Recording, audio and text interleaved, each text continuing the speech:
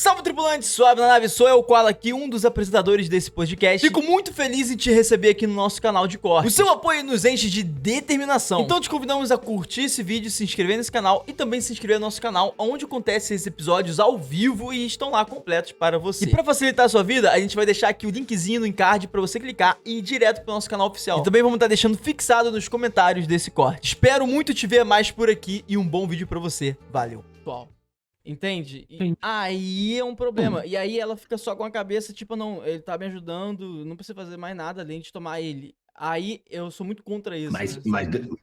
Mas presta atenção. Tudo bem, concordo com você, mas assim, a pergunta que eu te faço é melhor ela ficar sem o remédio e não fazer nada? Ah, não. Ou é melhor ela usar o remédio e não fazer nada? Melhor rezar remédio. Usar o remédio. Então, assim, por isso que eu digo, cada um sabe onde o calo aperta. Porque, assim, concordo com você que muitas vezes, e isso é muito comum, as pessoas acham isso. Não, eu vou porque ela fica num conflito para tomar medicação, porque ela acha que ela vai tomar medicação, ela não vai precisar fazer mais nada. Deixa eu te falar, tratamento psiquiátrico qualquer um, é um parto. Não é assim, ele vai passar a medicação, acertou, tá tudo. Não tem nada. Ó, todo tratamento tem efeito colateral. Às vezes a primeira medicação não vai funcionar. Às vezes a dose não vai ser ideal. Às vezes, por exemplo, o paciente está muito ansioso, o médico não passa o psicoestimulante. Tem que primeiro lidar com a ansiedade do cara. Ou seja, aí pode ser que não dê aquele certo, o efeito não seja o esperado, a pessoa tem que testar outra medicação. Isso vão meses.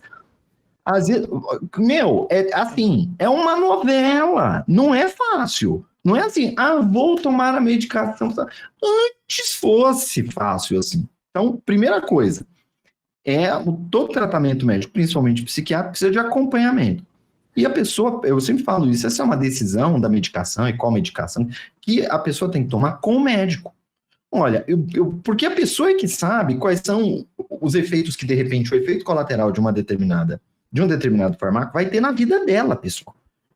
E isso, principalmente no caso da psiquiatria, é muito importante, porque a gente está lidando com a vida das pessoas. Então, as pessoas falam assim, mas aí a pessoa vai usar um remédio, ela não vai fazer...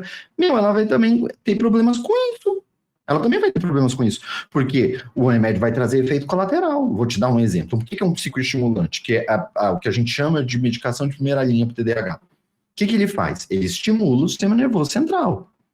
Então, um psicoestimulante pode vir a aumentar a ansiedade da pessoa. Se a pessoa já está com um transtorno de ansiedade generalizada, que é uma comorbidade muito comum no adulto com TDAH, e toma um psicoestimulante, ela tende a ficar mais ansiosa. Aí, olha só para você ver, ela tem que resolver o problema da ansiedade. Aí ela pega um outro horário para tomar um remédio para ansiedade. Porque senão ela não consegue dormir. Às vezes o psicoestimulante afeta o sono. Aí a pessoa começa a dormir pouco. Como ela começa a dormir pouco, aí ela começa a sentir que o remédio não está fazendo efeito. Por quê? Porque ela está dormindo pouco. E aí, se ela está dormindo pouco, ela vai perder a capacidade de foco dela. E aí o remédio já não vai fazer o mesmo efeito, porque ela está dormindo menos e está dormindo mal. Aí ela faz o que? Aumenta a dose do remédio.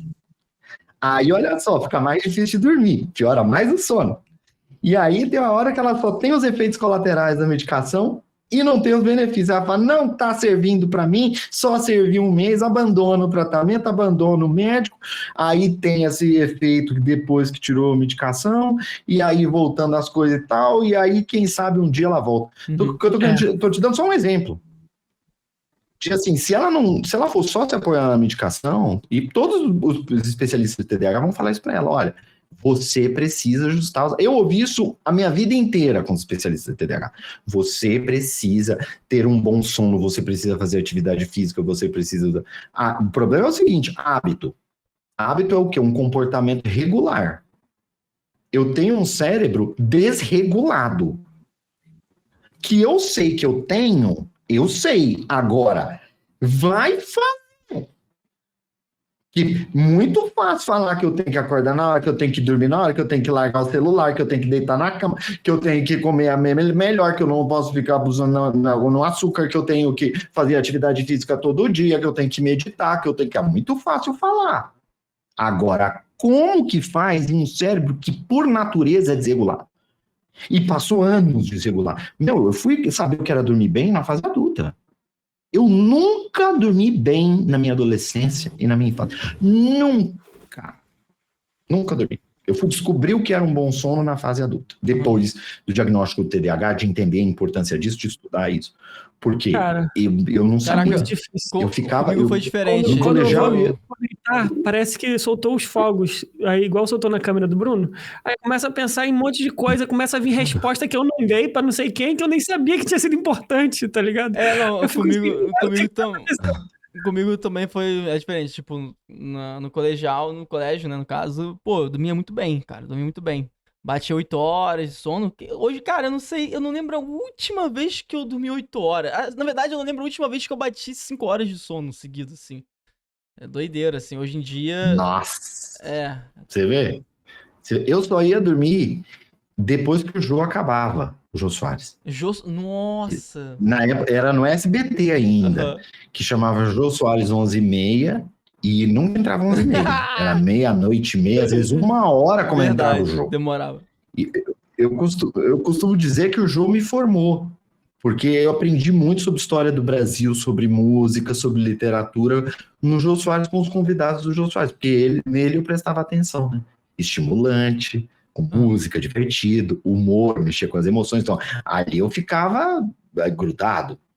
Agora, na aula, eu tive professor de história, com aquela luz baixinha, falando monotônico, aí eu resolvia fazer alguma coisa fora da sala de aula, senão eu dormia. Carteira. Então, assim, é muito fácil falar que você tem que fazer. E o médico tá certo, porque ele tem que falar mesmo que tem que fazer. Né? Quando eu criei os Indistraíveis, que é a mentoria que eu tenho hoje, a ideia era justamente essa. Como é que a gente forma uma comunidade de pessoas onde a gente tem soluções para poder fazer o que é importante para a gente, mas que não tem resposta em nenhum lugar. Porque foi a isso que eu me dediquei, porque tinha medicação, eu sabia, a terapia eu sabia que era mais, não era o suficiente. Medicação mesmo, eu passei por vários processos de medicação, não quero mais saber de medicação, não posso depender de medicação, não, essa medicação, ela vai... Não, porque isso... Eu passei por todos esses conflitos. E o que eu sempre digo vai depender de cada caso, da pessoa. A pessoa ela tem o direito de falar assim, eu não quero tomar medicação, eu quero viver uma vida, tem pessoas que são mais Hare Krishna, são mais natural, e pererê. A pessoa não quer aquilo, tem a ver com o estilo de vida dela, a filosofia dela, tudo bem. O que eu sempre falo é importante ela fazer o acompanhamento médico. E ela chegar para o médico e falar, eu não vou tomar medicação por conta disso. Aí o médico pode chegar, se for um fitoterápico, de repente, você não pode fazer isso. Olha, vamos dar uma olhada, porque é importante você ter o acompanhamento médico. Por quê? Às vezes a pessoa está com depressão há muito tempo e ela não sabe que ela não decida tomar a medicação. É importante. Por exemplo, quando eu descobri todo o meu processo, primeira vez que eu fui na psiquiatra, uma psiquiatra muito boa, ainda bem, lá no sul de Minas, Toreliane, eu tive que tomar uma cacetada de remédio. E foi essencial naquele momento. Foi essencial. Se eu não tivesse tomado aqueles remédios naquele momento, eu não estaria aqui falando com vocês hoje. Salvou minha vida. Porque é muito mais fácil eu sair daquele estado com uma ajuda química. Porque o estado no qual eu estava era muito ruim. Bruno, então quer dizer que eu vou ter que tomar... Isso é uma pergunta comum. Eu vou ter que tomar o remédio para TDAH o resto da vida? Não! A vida mesmo vai mudar. Agora, pode ser que você tome o resto da vida? Pode ser que você tome. Essa é uma preocupação que primeiro você tem que resolver os problemas da tua vida hoje. Uma pessoa, um adulto com TDAH, tá cheio de bronca para resolver. Então, assim, se você for decidir utilizar a medicação juntamente com uma decisão médica, então aí você tem que ver o teste, ver o que está funcionando, quais são os benefícios, o que... E aí, Bruno, vai ser a minha vida inteira? Não necessariamente. Não necessariamente, a vida vai mudar. Você vai ter fases que você vai precisar mais, às vezes. Por exemplo, meu médico mesmo, que é TDAH, ele usou muito a medicação na época da faculdade. Depois que ele saiu da faculdade, ele decidiu não tomar mais a medicação. Naquela época era muito importante porque a carga dele de estudo era muito alta. Então, hoje ele consegue viver basicamente com hábitos, que aí é uma preocupação que a gente tem que ter, não adianta. Tem que ter sistema para se organizar, para poder viver, para poder executar as tarefas, para poder lidar com a agenda. A gente precisa de ferramenta para isso. Não adianta. E isso é essencial para a gente funcionar no mundo, né? E isso daí, o remédio não dá. Bom, deixa eu te falar. O tanto de gente que começa tratamento para TDAH e não passa do segundo mês. Não tá no gibi. Não tá no gibi. Se uma pessoa ela fica dependente do remédio, deixa eu te falar, isso quase não acontece. As pessoas falam assim, não, porque o remédio vicia. Porque tem a tarja preta fala, pode causar dependência. Todos os estudos mostram que a grande maioria das pessoas que se tornam dependentes de medicação para TDAH, psicostimulante, não são TDAH. E usam a droga de maneira recreativa.